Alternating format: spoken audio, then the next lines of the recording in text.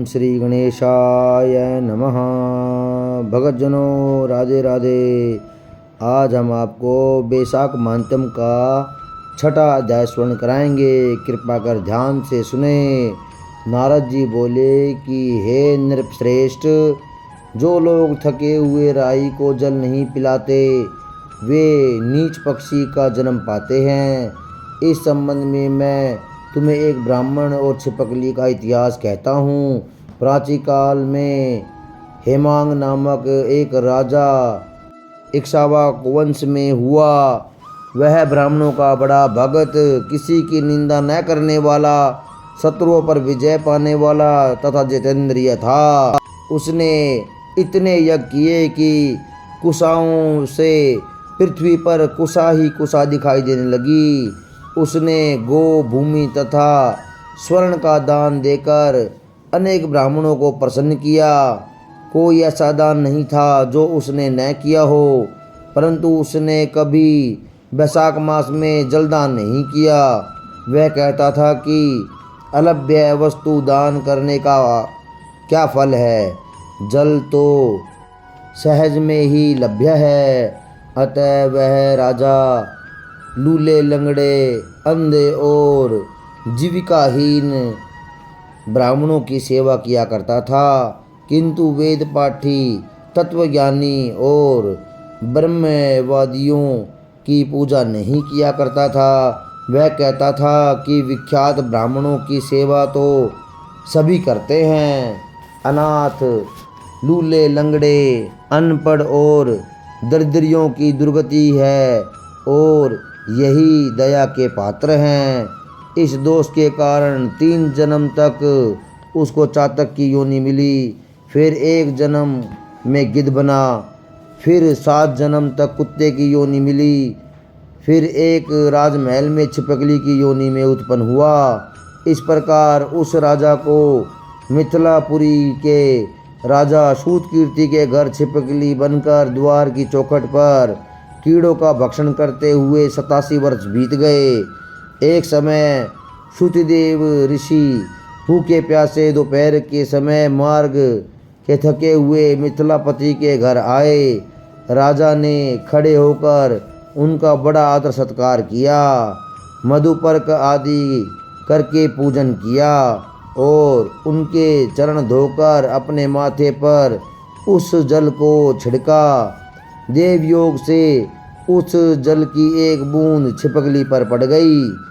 उस जल के पड़ते ही उसको अपनी पूर्व योनियों के जन्म का ज्ञान हो गया और हाय हाय कर कर कहने लगा कि हे ब्राह्मण देवता, मेरी रक्षा करो, मेरी रक्षा करो। छिपकली के ऐसे वचन सुनकर श्रुतिदेव को बड़ा आश्चर्य हुआ और कहने लगे कि तू कौन है और क्यों इतना विलाप करती है। अतः तू अपना सब वृतांत मुझे कह, मैं तुझे इस योनि से मुक्त करूँगा। यह वचन सुनकर वह छिपकली कहने लगी कि हे ब्राह्मण, मैं इक्ष्वाकु वंश कुल में उत्पन्न हुआ, वेद शास्त्रों का ज्ञाता था। मैंने अनेक गोदान और यज्ञ किए तथा कुएं, बहुत से कुएं बनवाए, तालाब और बावड़ियाँ बनवाई, अनेकों दान दिए और धर्म पूर्वक राज्य भी किया, तो भी मुझे स्वर्ग न मिला। 3 जन्म तक चातक और 1 जन्म में गिद्ध हुआ, 7 जन्म तक कुत्ते की योनि में रहा और अब इस छिपकली की योनि में हूँ। यह राजा आपका चरणोदक छिड़क रहा था तो उसकी एक बूंद मुझ पर गिर गई, जिससे मुझे पूर्व जन्मों का वृतांत स्मरण हो गया है और मेरे अनेक पाप नष्ट हो गए। मुझे 28 जन्म तक छिपकली की योनि भुगतनी पड़ेगी, सो इस जन्मों से डरता हूँ। अब आप कृपा करके कहिए कि मेरी ये दशा कैसे हुई।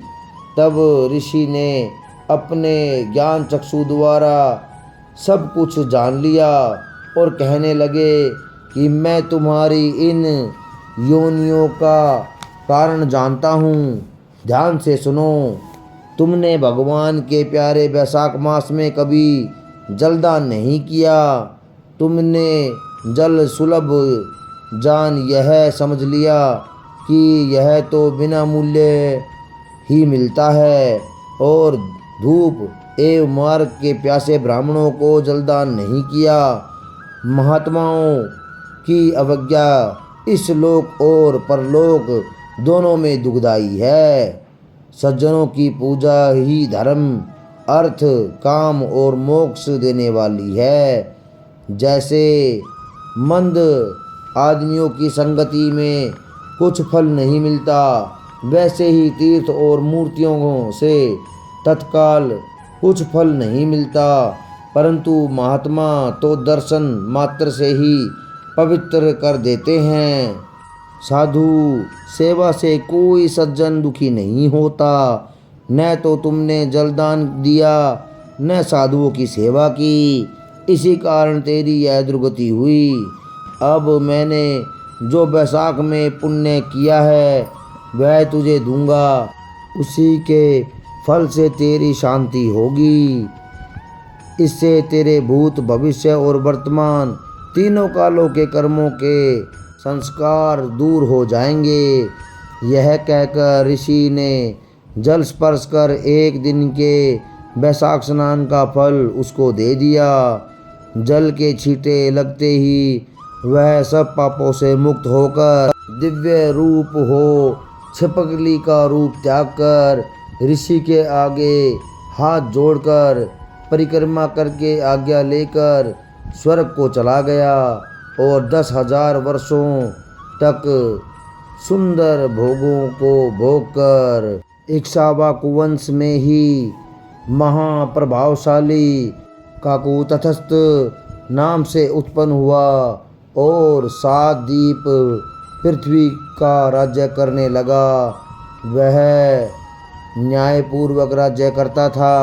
एक दिन वशिष्ठ मुनि उसके राज्य में आए। उन्होंने उसे वैशाख मास के समस्त धर्म कर्म भी बतलाए।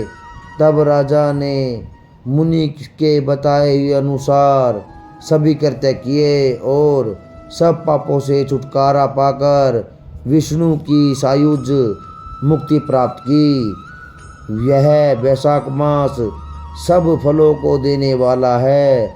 इस पवित्र मास में जो मनुष्य यथा शक्ति दान धर्म करता है वह दीर्घायु होकर भगवान का प्रिय बनता है और सब पापों से छुटकारा पाकर वैकुंठ लोक को जाता है।